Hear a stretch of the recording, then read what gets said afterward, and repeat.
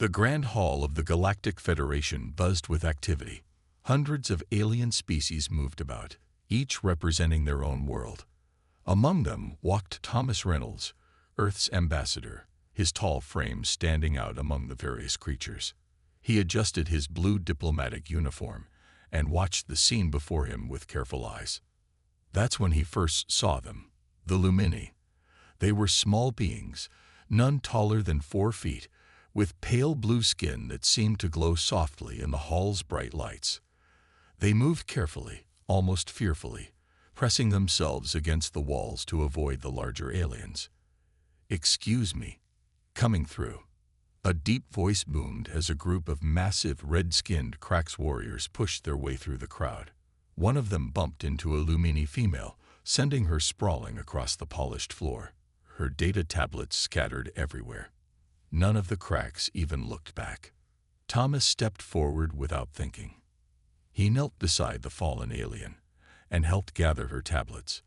Up close, he noticed her delicate features, large, intelligent eyes and fingers so thin they looked like they might break if she gripped something too hard. "Thank you," she said in perfect English, her voice soft but clear. "I'm Dr. Emily Parker. We learned your languages as soon as Earth joined the Federation." "Thomas Reynolds," he replied, helping her up. "Are you hurt?" Emily straightened her simple white robe. "We Lumini are used to such treatment. Our bodies are fragile, but we heal quickly." She showed him her arm, where a bruise was already fading. "It's our curse, being the weakest race in the galaxy." Thomas walked with Emily to the Lumini delegation's table. As they talked, he learned more. The Lumini were brilliant scientists and engineers. They had built incredible technologies and solved complex problems that stumped other races. But their physical weakness made them easy targets. Many stronger species took advantage of them, stealing their innovations or forcing unfair trades. "Why don't you defend yourselves?" Thomas asked, watching another group of aliens give the Lumini table a wide berth, as if weakness might be catching. Emily's large eyes blinked sadly. "How? The average Lumini can barely lift 20 pounds. Even your human children are stronger than our strongest adults." Thomas sat back, thinking. He watched a young Lumini scientist almost drop a heavy data core, only to have 2 others rush to help. They worked together perfectly, moving in sync without a word. Their problem wasn't teamwork, it was not knowing how to use what they had. "What if I told you strength isn't just about muscles?" Thomas leaned forward. "Humans weren't always at the top of our world's food chain. We were smaller and weaker than many animals. But we learned to survive, then thrive." Emily's eyes widened with interest. "How?" "We trained. We learned. We adapted." Thomas smiled. "And we could teach you." The Lumini around the table had gone quiet, listening. Emily glanced at her fellow delegates, then back to Thomas. "The Federation laws allow for cultural exchange programs," she said slowly. "Exactly." Thomas stood up, his mind already racing with possibilities. "Dr. Parker, how would your people like to learn how humans became one of the most formidable species in the galaxy, without being the biggest or strongest?" For the first time, Emily smiled. In that moment, neither of them knew they were starting something that would change the galaxy forever. They only knew that sometimes the biggest changes start with the smallest people deciding they've had enough. "Ambassador Reynolds," Emily said, standing as tall as her small frame allowed, "I believe we have much to learn from each other." Fort Braxton sat nestled in the Rocky Mountains, its training grounds covered in fresh morning snow. Major Robert Wilson, known to everyone as Bob, stood at the landing pad watching the alien ship descend. His breath made small clouds in the cold air as he tugged his jacket closer. "Never thought I'd be training aliens," he muttered to his assistant, Jessica Hayes. The former Marine-turned-combat instructor just smiled and checked her tablet one more time. "The Lumini delegation is right on time," she said. 20 volunteers for the first group." The ship landed softly, barely disturbing the snow.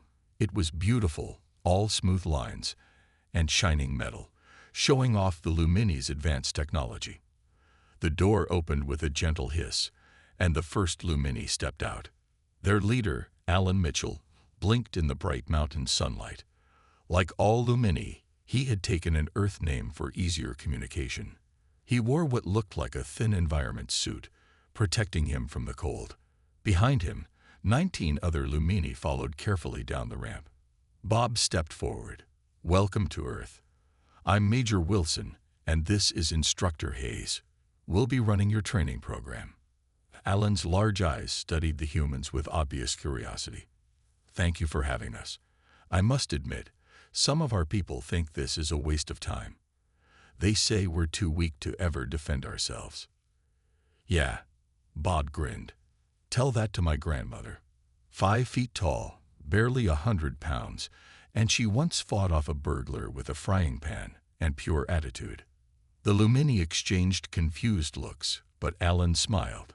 "Then we are eager to learn." The first day was rough. In the gym, even the lightest weights proved too heavy for Lumini arms. Basic jumping jacks left them winded. Push-ups seemed impossible with their delicate limbs. "This isn't working," Bob said, watching another Lumini struggle to complete a simple exercise. "We need to think differently." Jessica had been watching too, but with different eyes. "Look at how they move," she said quietly. "They're not strong, but they're quick. And notice how fast they recover from being tired." She was right. The Lumini who had been gasping for breath minutes ago was already breathing normally. Their bruises from small bumps and falls faded within hours instead of days. That evening, Bob called a meeting with his training staff. "Forget everything you know about standard training," he told them. "We're starting fresh. These aren't humans we're training. We need to work with what they have, not what we wish they had." Private Michael Cooper, the youngest trainer, raised his hand. "What about parkour?" "It's about moving smart, not moving strong. And guerrilla tactics. You know, using the environment, striking weak points, then getting away fast." Bob looked at Jessica, who was already nodding. "We could modify martial arts too," she added. "Aikido, judo, arts that use the opponent's strength against them." Alan and his people took the news of the training change with typical Lumini grace. "We trust your judgment," he told Bob. "Our bodies may be weak, but our will to learn is strong." That night, Bob sat in his office updating Ambassador Reynolds on their progress. "It's not going to be easy," he wrote, "but I think we found a way. The Lumini don't need to become stronger than everyone else. They just need to become strong enough in their own way." He looked out his window at the Lumini ship gleaming in the moonlight. Tomorrow, they would start something new, not just training, but evolution. The galaxy's weakest race was about to learn that being different didn't mean being helpless. 2 weeks into the new training program, Alan Mitchell fell. He had been trying to learn a basic parkour roll when his arm gave out. The sound of his body hitting the mat made everyone freeze. Jessica Hayes rushed forward, but Alan was already sitting up. A large bruise covered his left arm, but even as she watched, the purple color began to fade. She helped him stand, noticing how his thin legs shook with effort. "I'm fine," Alan said, his voice tired but determined. "We Lumini heal quickly, remember." "That's not the point," Jessica replied. She looked around the training room where other Lumini were practicing. Some were working with Private Cooper on basic movements, while others tried to master simple rolls and falls. All of them showed signs of exhaustion. Bob Wilson watched from the observation deck above. The Lumini's quick healing was both a blessing and a curse. It let them push themselves too hard without showing lasting damage. But everyone has a breaking point. "Take 5, everyone," Jessica called out. The Lumini gratefully sat down, their chest-mounted breathing aids working harder than usual to help them process Earth's heavier atmosphere. That's when Jessica noticed something odd.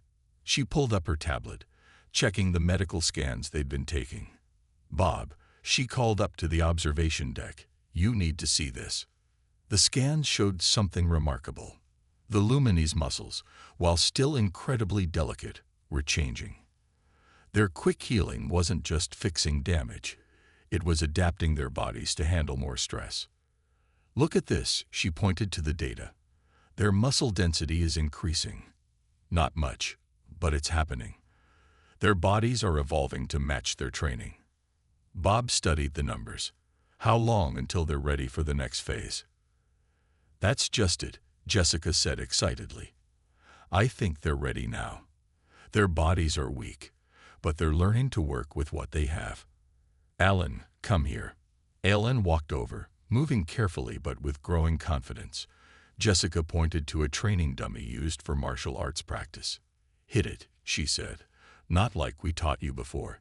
Hit it like you're trying to push off a wall in parkour." Alan looked confused, but did as she asked. His small frame moved quickly, and instead of trying to strike with force, he used his momentum and the angle of his body. The dummy rocked back harder than any previous Lumini strike had managed. "That's it," Jessica grinned.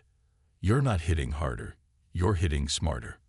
Your whole body is the weapon, not just your arm." Private Cooper jumped in, his eyes bright with ideas. "We can work with this. Climbing, sliding, using angles and momentum. It's all about physics, not just strength." For the first time since training began, real hope filled the room.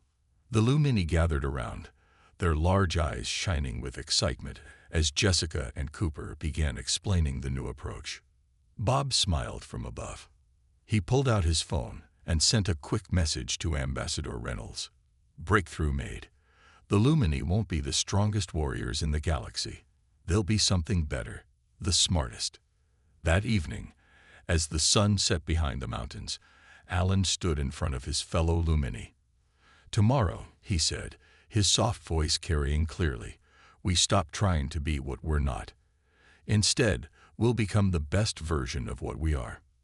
The others nodded, standing straighter despite their tiredness. They had found their path forward, and it didn't require them to become like other races. It required them to become something entirely new. 6 months had passed since the training program began. The morning sun found Alan Mitchell running an obstacle course that would have been impossible for any Lumini just months ago. He moved like water, flowing over barriers and under hanging obstacles. His small size, once a weakness, now let him slip through gaps that would stop larger races. Private Cooper watched from the sidelines, tracking Alan's time. "He's getting faster," he told Jessica Hayes. "They all are." The change in the Lumini was amazing. While still physically weak by human standards, they had learned to turn their small size and quick movements into advantages.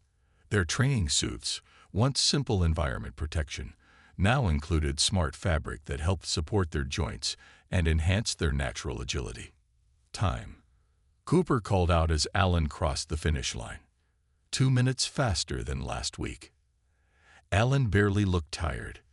The breathing aid on his chest hummed quietly, but his recovery time had improved dramatically. "The others are ready," he said, looking at Jessica. "It's time for the combat trials." Inside the training hall, the remaining 19 Lumini waited. Bob Wilson stood before them, proud of how far they'd come. These weren't the same timid aliens who had arrived half a year ago. They stood tall despite their small size, confident in their new abilities. "Today's different," Bob announced. "Today, you face human opponents in full combat training." The doors opened, and 10 human Marines walked in. They were all volunteers who had been briefed on the Lumini's new fighting style, but they hadn't seen it in action. "Don't worry," one Marine joked, looking at the small aliens. "We'll be gentle." Alan smiled politely. "That's very kind. But please, don't hold back." The first match began. A Marine faced off against a Lumini named David. The Marine moved forward, expecting an easy win. David waited until the last moment, then moved with incredible speed. He didn't try to match the Marine's strength. Instead, he used the human's own momentum, redirecting it with techniques adapted from Aikido and Judo. The Marine hit the mat hard, surprised but unhurt. More matches followed. The Lumini never tried to overpower their opponents. They slipped past strikes, used walls and floors to redirect their movement, and struck at weak points before dancing away. They fought like water flowing around rocks, impossible to grab, always moving, wearing down stronger opponents through precision and patience. Incredible, Bob muttered, watching another Marine try and fail to land a solid hit on his smaller opponent. They're not just surviving. They're controlling the fights. Jessica nodded. They've learned to read body language perfectly. They can predict movements before they happen. And look, they're working together. She was right. The Lumini had naturally fallen into pairs and teams, covering each other's movements, creating confusion and opportunities for their partners. Their natural talent for cooperation, built over generations of helping each other survive, had become a powerful combat advantage. The training session ended with tired but impressed Marines and quietly confident Lumini. As everyone filed out, Bob held Alan back. "You've done more than learn to fight," Bob said. "You've created a whole new way of fighting. The galaxy won't know what hit it." Alan's large eyes showed a mix of pride and responsibility. "We're not learning to fight," he corrected gently. "We're learning to defend. There's a difference." Bob watched the small alien walk away, thinking how the galaxy's bullies were in for a big surprise from its smallest inhabitants. The Lumini research station hung silent in space, its silver walls gleaming in the light of 2 distant suns. Inside, Alan Mitchell and 5 other Earth-trained Lumini worked at their stations. Their new combat suits, gifts from Earth, looked like normal Lumini work clothes, but could harden instantly for protection. Warning lights flashed red. "Crack's ship's approaching," called out Mary, one of the station's operators. 3 raiders. They're not responding to warnings. Alan stayed calm. This was what they had trained for. "Everyone remember your training," he said quietly. "David, Rachel, take the upper levels. Tom, Lisa, the labs. Jane, you're with me at the main entrance." The Cracks were infamous raiders who often attacked Lumini facilities, stealing research and technology. They expected the same easy target they'd always found. They were wrong. The first Cracks warrior burst through the airlock, massive and red-skinned, wearing heavy battle armor. He stopped short, surprised to find 2 small Lumini waiting calmly in the corridor. "This station is now Cracks property," he growled. "Surrender and you won't be hurt. Much." Alan stepped forward. "You should leave," he said simply. "This is your only warning." The Cracks laughed, the sound echoing in his helmet. He reached for Alan with a huge hand and grabbed empty air. Alan had already moved, flowing around the warrior's arm like water around a rock. Jane darted in from the other side, her small hand striking precise points in the Cracks' armor joints. Warning lights flashed in the Cracks warrior's helmet as his armor's power systems failed. He tried to turn, but his heavy armor had become a cage, weighing him down. The last thing he saw was Alan's foot, small but moving with perfect precision, striking his helmet's weak point. The Cracks slumped unconscious. Throughout the station, similar scenes played out. The Lumini moved like shadows, using the station itself as a weapon. They sealed doors to separate the raiders, turned artificial gravity up and down to disorient them, and struck with surprising strength at weak points in armor and bodies. In the labs, Tom and Lisa faced 3 Cracks at once. The raiders fired their weapons, but the Lumini were too quick, too small, already moving before the triggers were pulled. They ran up walls, flipped over their attackers, and struck from angles the Cracks couldn't defend. "What kind of Lumini are you?" One Cracks gasped as his weapons were torn from his hands by precisely aimed strikes. "The kind that learned from humans," Tom answered, before knocking the raider unconscious.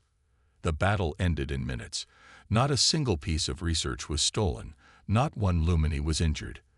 The raiders lay unconscious, bound with their own restraints, their armor systems disabled by precise strikes to control points. Alan sent a message to the Galactic Federation security forces. Attempted raid on Research Station 7 failed. Suspects apprehended. No casualties. No damage to station. Requesting pickup of prisoners. He looked at his fellow Lumini, all standing tall despite their small size. Send another message, he told Mary. To Earth. Tell Major Wilson and Instructor Hayes. Their training worked. The galaxy's about to change. In the station's windows, Alan could see the raiders' ships drifting powerless. Soon, word would spread. The Lumini were no longer easy targets.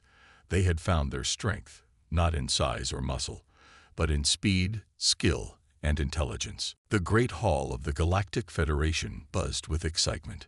News of the Lumini victory over the Krax raiders had spread fast.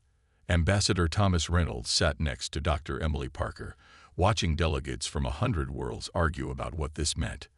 The natural order has been upset, roared the Krax ambassador, his red face darker with anger. These humans have turned the Lumini into warriors. Emily stood up, her small frame somehow filling the room with presence. No, she said clearly. They helped us become defenders. There's a difference. The Federation Council chamber fell quiet. On large screens above, videos played showing the research station incident. The Lumini moved like water, fast and flowing, turning the Krax raiders' strength against them. It was beautiful, almost like a dance. Look at those movements, whispered a delegate from a bird-like species. No blood, no unnecessary harm. They disabled the raiders without serious injury. Thomas smiled, remembering his first meeting with the Lumini. How far they had come from being the timid, fearful race that pressed themselves against walls to avoid notice. The Lumini have violated no laws, he announced to the council. Cultural exchange and self-defense training are protected rights under Federation law. More videos played. Other incidents where trained Lumini had stopped attacks, protected weaker races, and even saved a Krax mining ship from a reactor failure. Each time, they used their new skills not to hurt, but to help. What happens when they teach others? Demanded the Krax ambassador. When every small race learns these techniques. Then the galaxy becomes safer, Emily replied. She touched a control, and new images appeared. Lumini training centers, where they now taught their techniques to other races who had suffered bullying. We're not creating warriors. We're teaching people to protect themselves and others. A small, fuzzy delegate from a race often preyed upon by pirates stood up. My people request training from the Lumini, she announced. Others quickly followed, calling out their own requests. Thomas watched with pride as Emily handled each request with grace. The Lumini were becoming teachers, sharing what they had learned from humans. But they taught more than just fighting moves. They taught their students to use their natural abilities, to turn seeming weaknesses into strength. This is only the beginning, Emily told the council. The Lumini remember what it was like to be helpless. We won't let others suffer as we did. But we also won't become bullies ourselves. Humans taught us more than fighting. They taught us responsibility. The council voted. The Lumini training program was officially approved. More than that, it was praised as a model of peaceful development. Later, in a quiet room, Thomas found Emily looking out at the stars. Did you ever imagine this? He asked. When we first met. She smiled, touching the Earth-made combat suit she now wore proudly. No, we hoped to learn to defend ourselves. Instead, we learned to defend others. To make the galaxy better, not just safer. Through the window, ships from dozens of worlds docked at the Lumini's new training station. The galaxy's weakest race had found their strength, and now they would share it with anyone who needed help. The best part, Emily added softly, we did it without losing who we are. We're still Lumini, just stronger ones. The graduation ceremony at Fort Braxton looked very different from the one held a year ago. Jessica Hayes stood on the stage, watching as students from 12 different alien races demonstrated their skills. Among them were several Krax, their huge red forms moving with surprising grace as they practiced alongside tiny Lumini instructors. Alan Mitchell, now the head trainer, walked between the training groups. He stopped to adjust a student's stance here, demonstrate a movement there. His small form commanded respect from even the largest aliens. Remember, he called out to the class, size doesn't determine victory. Skill, speed, and smarts do. In the audience, Ambassador Thomas Reynolds sat next to Major Bob Wilson, both older but proud. They watched as species that once fought each other now trained together, learning not just combat skills but understanding. "Did you ever think it would turn out like this?" Thomas asked, watching a young Lumini instructor teaching a massive alien how to turn an attacker's strength against them. Bob shook his head, smiling. "Honestly, I thought we'd teach them some self-defense and call it a day. Instead, they've created something entirely new." The demonstration continued. Teams of mixed species showed how different body types could work together. A tall, thin alien lifted a Lumini, who used the height to strike precisely at training targets. A heavy worlder's strength combined with a light worlder's speed to create unstoppable combinations. "The best part," Jessica said, joining Thomas and Bob, "is how they've improved our original training. The Lumini didn't just learn, they made it better." She pointed to where Alan was teaching a new technique. It combined human martial arts with Lumini agility and bits of movement from 6 other species. The result was beautiful and effective, like a deadly dance. Dr. Emily Parker appeared on the main screen, broadcasting from the Galactic Federation headquarters. "1 year ago," she said, "we were known as the weakest race in the galaxy. Today, we're known as teachers, protectors, and friends to all who wish to learn." The screen showed images from across the galaxy. Lumini training centers helping peaceful races protect themselves, mixed species security teams keeping trade routes safe, former raiders learning new ways to use their strength. "Piracy is down 60% in trained sectors," Thomas noted, reading from his tablet. "Attacks on research stations have almost stopped, and membership applications to the Federation have doubled." Ellen called the demonstration to an end. The students gathered, different shapes and sizes standing together proudly. They had learned more than just fighting. They had learned to see past differences, to work together, to protect rather than attack. For graduation, Alan announced, "Each team will help protect a merchant ship through dangerous space. Not to fight, unless absolutely necessary. Your job is to prevent fighting through presence and skill." Jessica felt her eyes water as she watched her former student teach. The Lumini had taken everything humans taught them and turned it into something greater, a way to make the galaxy safer for everyone. The ceremony ended with a tradition that had started with that first Lumini class. Each graduate bowed to their instructors and said, "Strength isn't just in muscles. It's in hearts, minds, and working together." As the sun set behind the mountains, the first stars appeared. Somewhere up there, ships carried graduates to their new assignments. The galaxy's weakest race had changed everything, not through force, but through teaching others to be their best selves.